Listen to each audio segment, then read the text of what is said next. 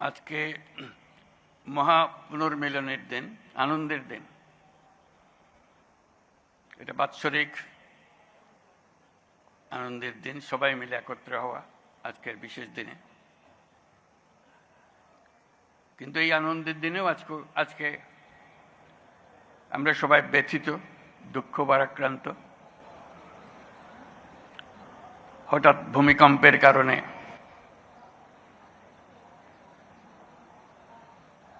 কয়েকজন ইন্তেকাল করেছেন, তার জন্য আমরা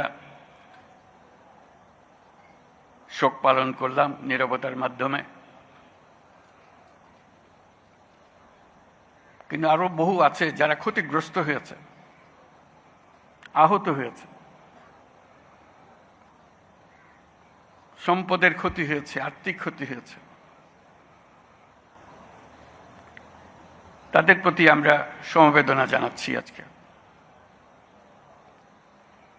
আশা করি তারা আবার নতুনভাবে তাদের জীবন শুরু করতে পারবেন।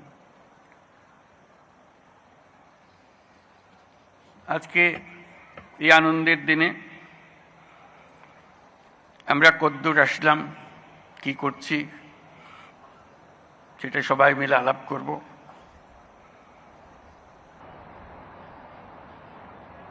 এবং এর প্রেক্ষিত আপনাদের জানা আছে,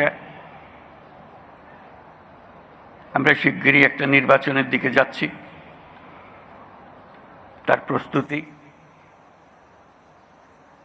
এই নির্বাচনের মাধ্যমে আমরা নতুন বাংলাদেশের পথে যাত্রা করব, সেটাই আমাদের স্বপ্ন। এই নির্বাচন যেন সর্বাঙ্গ সুন্দর হয়, আনন্দমুখর হয়, উৎসবমুখর হয়, এবং আমাদেরকে সেই যাত্রাপথে সুন্দরভাবে রওনা করে দিতে পারে, সেটার জন্য আমরা সবাই মিলে চেষ্টা করব। বিসমিল্লাহির রহমানির রহিম। প্রিয় সহকর্মীবৃন্দ, তিন বাহিনীর প্রধানগণ, সশস্ত্র বাহিনীর অবসরপ্রাপ্ত ও কর্মরত সদস্য ও তাদের পরিবারবর্গ, সম্মানিত অতিথিবৃন্দ, distinguished guests from different friendly countries, আসসালামু আলাইকুম। সশস্ত্র বাহিনী দিবস উদযাপন উপলক্ষে আয়োজিত আজকের এই সম্বর্ধনা অনুষ্ঠানে আপনাদের সকলকে স্বাগত জানাই।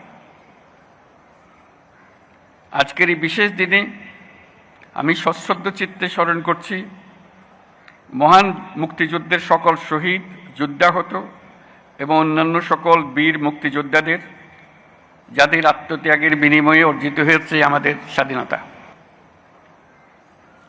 একই সাথে আমি শ্রদ্ধা জানাচ্ছি 2024 সালের জুলাই আগস্ট মাসে ছাত্র জনতার অভ্যুত্থানের সকল শহীদ, আহত এবং অংশগ্রহণকারী সর্বস্তরের মানুষের প্রতি, যাদের দুঃসাহসিক আত্মত্যাগ আমাদের দেশ পুনর্গঠনের একটি নতুন সুযোগ সৃষ্টি করে দিয়েছে। বাংলাদেশ সশস্ত্র বাহিনীর জন্ম 1971 সালে রণক্ষেত্রে।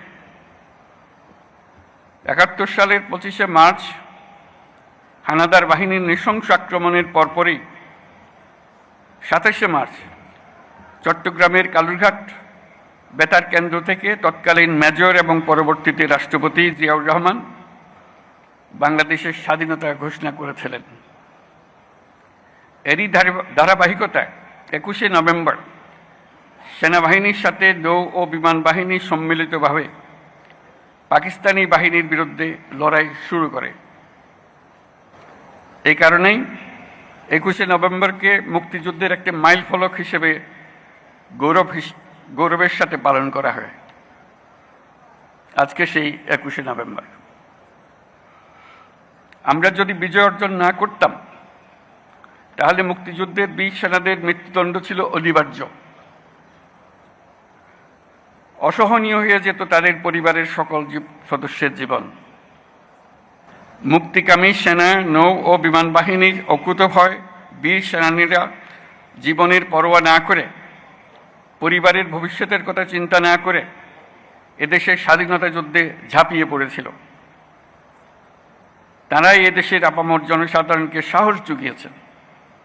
মানুষের সঙ্গে কাঁধে কাঁধ মিলিয়ে জল, স্থল ও আকাশপথে সম্মিলিতভাবে প্রতিরোধ গড়ে তুলে দেশমাতৃকাকে পরাধীনতার শৃঙ্খল থেকে মুক্ত করে এনেছেন। মুক্তিযুদ্ধকে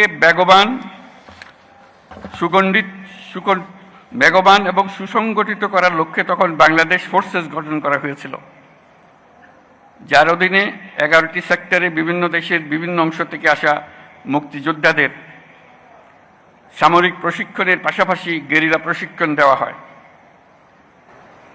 এরই চূড়ান্ত রূপ আমরা দেখি 71 সালের 21শে নভেম্বর সেনাবাহিনী, নৌবাহিনী ও বিমান বাহিনীর সম্মিলিত অভিযানে। পাকিস্তানি সৈন্যদের বিরুদ্ধে এই যৌথ অভিযানেই 1971 সালের 16ই ডিসেম্বর বাংলাদেশের স্বাধীনতা সংগ্রামের চূড়ান্ত বিজয় এনে দিয়েছিল। 71-এর মুক্তিযুদ্ধে আমাদের সশস্ত্র বাহিনীর অবদান বাংলাদেশের ইতিহাসে স্বর্ণাক্ষরে লেখা থাকবে। সশস্ত্র বাহিনীর প্রিয় সদস্যবৃন্দ, দেশের স্বাধীনতা সার্বভৌমত্ব রক্ষার পাশাপাশি দেশ গঠন ও জাতীয় দুর্যোগ মোকাবেলায় আপনারা সর্বদাই জনগণের পাশে থেকে কাজ করে যাচ্ছেন। 2024-এর ছাত্র জনতার অভ্যুত্থান ও চলমান দেশ পুনর্গঠন ও সংস্কারের কাজেও সশস্ত্র বাহিনী বরাবরের মতোই মানুষের পাশে দাঁড়িয়ে অব্যাহতভাবে দেশের মানুষের আস্থার প্রতিদান দিয়ে যাচ্ছে। আমি বিশ্বাস করি, গণতান্ত্রিক ও নিয়মতান্ত্রিক নেতৃত্বের প্রতি অনুগত বাংলাদেশ সশস্ত্র বাহিনী তাদের পেশাগত দক্ষতা ও দেশপ্রেমের সমন্বয়ে দেশের জন্য ত্যাগ ও তৎপরতার এই ধারাবাহিকতা অক্ষুণ্ণ রাখবে। বাংলাদেশের গণতান্ত্রিক উত্তরণে আসন্ন নির্বাচন একটি গুরুত্বপূর্ণ অধ্যায় হিসেবে বিবেচিত হবে।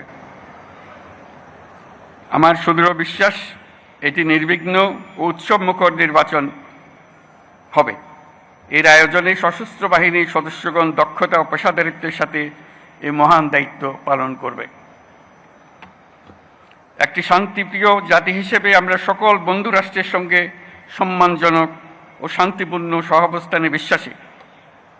তথাপি যে কোনো আগ্রাসী বহিঃশত্রুর আক্রমণ থেকে দেশের সার্বভৌমত্ব রক্ষার জন্য আমাদেরকে সদা প্রস্তুত ও সংকল্পবদ্ধভাবে থাকতে হবে। এই লক্ষ্যে আমাদের সেনা, নৌ, বিমান বাহিনীর আধুনিকায়ন, সমরাস্ত্র আহরণ ও উৎপাদন, উন্নত প্রশিক্ষণ এবং উন্নত বিশ্বের সঙ্গে তাল মিলিয়ে বাহিনীগুলোতে যুগোপযোগী প্রযুক্তি প্রয়োগের সংযোজনের প্রয়াস জোরদার করা হয়েছে। তবে দুঃখের সাথে বলতে হয় যে ফ্যাসিস্ট আমলে আমাদের বাহিনীগুলোর দক্ষতা বজায় ও বৃদ্ধির বিষয়টি উপেক্ষিত ছিল। অন্তর্বর্তীকালীন সরকার সকল বাহিনীর সক্ষমতা বৃদ্ধিতে ব্যাপক উদ্যোগ গ্রহণ করেছে।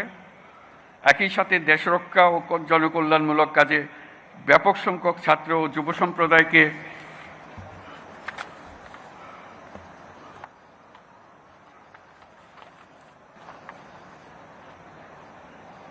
সম্পৃক্ত করার উদ্দেশ্যে বিএনসিসির কার্যক্রম বহুগুণ বৃদ্ধির নীতিগত সিদ্ধান্ত নেওয়া হয়েছে। আমাদের এইসব পদক্ষেপ দেশের প্রতিরক্ষা সক্ষমতাকে একটি নতুন পর্যায়ে উন্নীত করেছে।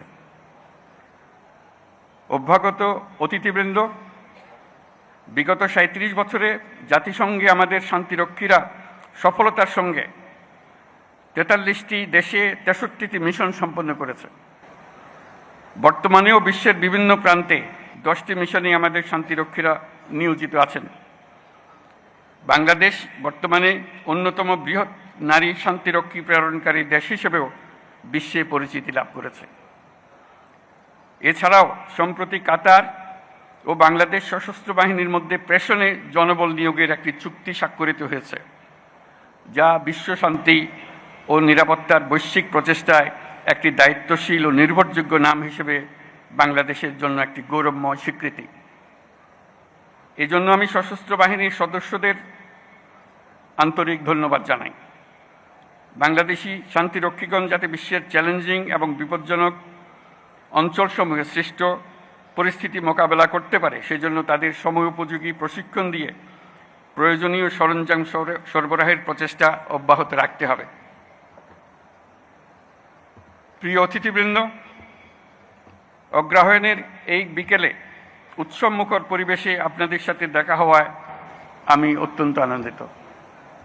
আপনাদের উপস্থিতি আজকের এই মহতী অনুষ্ঠানকে প্রাণবন্ত ও মহিমান্বিত করেছে।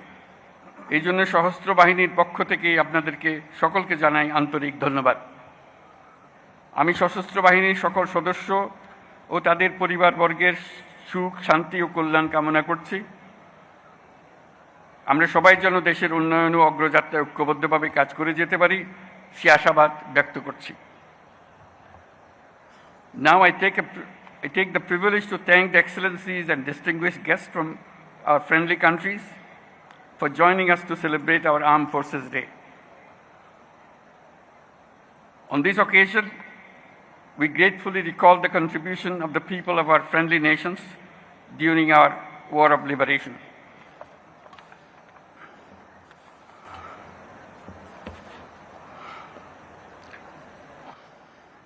I am also thankful for the excellent support and assistance provided to our armed forces by your countries. I must mention that it is a unique opportunity and great experience for our troops to work together with the global peacekeepers under the umbrella of the United Nations. I assure our full support of my government and our armed forces to the United Nations and the international community in the global peace efforts. I also deeply appreciate those friendly countries that are employing members of our armed forces. We stand ready to expand such cooperation, and I thank you all for your kind presence.